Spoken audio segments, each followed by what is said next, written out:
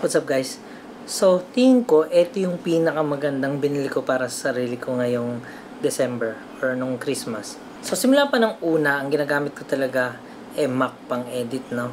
So, yung Mac ko, meron siyang external na 1TB para lang mapag-edit. Kasi, yung Mac mini ko, na binili ko nung mga 2022, 250 gig lang. So, sa pagkakaalam nyo naman siguro, sa mga gumagawa ng video dito, yung video is napakaraming pictures nito na pinagsama-sama. Sample, 30 FPS ka. So, per second, 30 na picture yung ginagawa ng video, no? Or ng camera nyo. Ngayon, sa sobrang dami ng picture na yun, madali lang mapuno yung ating storage. So, ngayon, yung 1TB, napakabilis lang nun. So, ilang vlog lang ang ginagawa ko, tapos buburahin ko na naman siya lahat, no?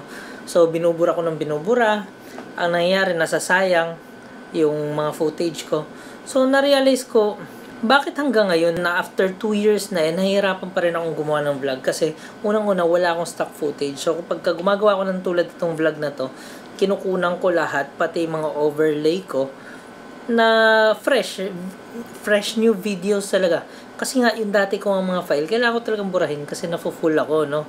Ngayon, napag-isip-isipan ko, meron bang storage na, alam mo yun, hindi lang 1TB. Tapos nagtanong-tanong ako, meron akong kaibigan na meron palang ganun. So, yung kanya naman online, yung tinatawag na NAS. Yung akin naman is yung direct lang yung pagkasaksak, no? So nakita ko tong TerraMaster na to.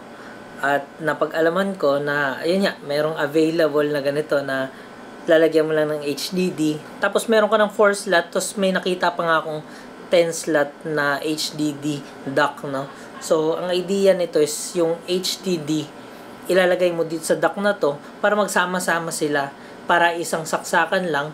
So, for example, etong akin, pwedeng umabot to ng 72TB. So, imagine mo naman, gano'n mo tagal mauubos yung 72TB, no? Tapos, syempre, kung medyo napuno na yan, bili ka na ng bago na mas malaki. So, pag ready na ako, siguro, bibili na ako nung 10 dock na, na TerraMaster. Ngayon natutuwa ako, sobrang sulit kasi nung bili kong to. Ngayon pag nag-edit ako, dito na rin ako nag-edit diretso sa TerraMaster. Ngayon, syempre 72TB, hindi ko pa mauubos yun, no? Matagal-tagal pa. So yung mga video na ganito, mapapadali ito, no? Mapapadali nila mag-release kasi meron na akong pang overlay, meron na akong makukuha. Pag may nire-reference ako na sinasabi ko dun sa video ko, meron na akong madaling makukuha, no? Hindi na ako mahirapan, mag-video, kukuha ng footage, tapos someday buburahin ko na naman.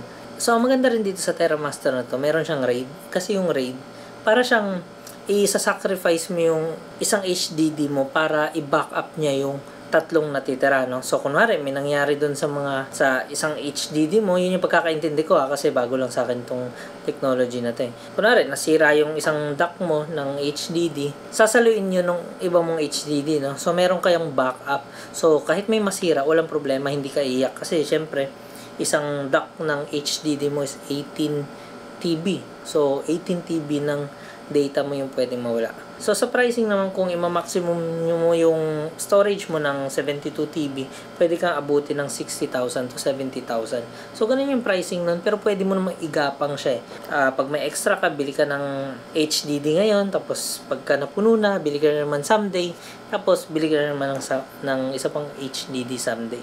So, pwede naman yun, kaya huwag kayong magdalawang isip kung meron kayong balak pumili ng storage para sa ganito, bilhin nyo na. Tsaka meron palang isang instance na kaya ako nakumbinsi na bumili ng ganito na hindi sayangin yung mga footage ko. Kasi meron nag-email sa akin na nag-try ako ng posting dun sa may wire stock. So merong mga stock footage. Tapos parang Facebook yun, nag-upload ka dun ng HD 4K, lahat na na-upload mo. 30 seconds to 1 minute lang naman. Tapos ang ginagawa ng ibang tao kasi, yung mga business, binibili nila yung stock footage mo. Yung mga footage mo na 30 seconds, so 1 minute, lalagyan mo lang kunwari, jeepney, running in the streets, parang ganun. Tapos bibili nila yon ng $2 to $10. So nagulat ako kasi yung stock footage ko, no, meron siyang bumili. So may dalawang stock footage ako na binili. So naisip ko, bakit ba't binubura ko tong mga mga file ko na to, which is sobrang sayang. Kaya rin ako na-convince na bumili ng ganito kasi yung stock footage ko, meron kasi akong isang folder na puro stock footage lang, na pagka na-experience nyo itong stock footage, pwede kayong pumunta dun sa website nila. Tapos, i-upload mo sabay-sabay na 1,000 footage, sabay-sabay mo i-upload yun. So, isa-isay niya yun. So, hindi mo na pwedeng burahin yung folder mo. Kasi kung meron kang mga stock footage na sites, i-upload mo lang yun sabay-sabay, no? Which is, ayaw ko naman burahin yun, no? Ang laki nun, ilang gig yun. Tapos buburahin mo, diba? Sayang naman. Pwede kang kumita dun Kasi once na nandun na yung stock footage mo, ano na yun nandun na yun forever. Hanggat may bumibili, alam mo yun. So, may mga nakikita ko nagpo-post ng mga photographer or videographer na nagpo-post dun na kumikita talaga sila.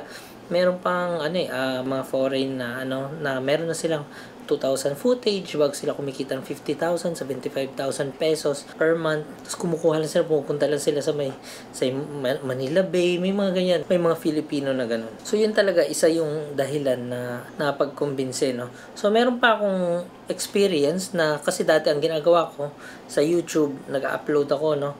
Tapos ginagawa ko pagka kailangan ko siya sa footage yun sa edit, na-download ko sa YouTube, papunta sa computer ko. Pero, ang problema kasi nun, medyo mababa na yung quality. Unlike dun sa original talaga, na pwede mo i-cut yung sa YouTube, hindi mo na, hindi na ganun kaganda yung quality, no? So, sayang din, no? Na napakarami, 2 years ata ako nagvo-vlog, tapos wala man lang akong naitabi ng mga footage, maliban lang sa mga na-upload ko sa YouTube, na which is nakakat na rin, di ba? Sayang. Shinare ko lang sa inyo, hindi ko na masyadong papahabain. Natutuwa lang ako, pero expect niyo siguro na mas makapaglabas ako ng video dahil dito sa bagong purchase ko na to. Yun lang, maraming salamat sa panonood at sa ulitin. Bye-bye!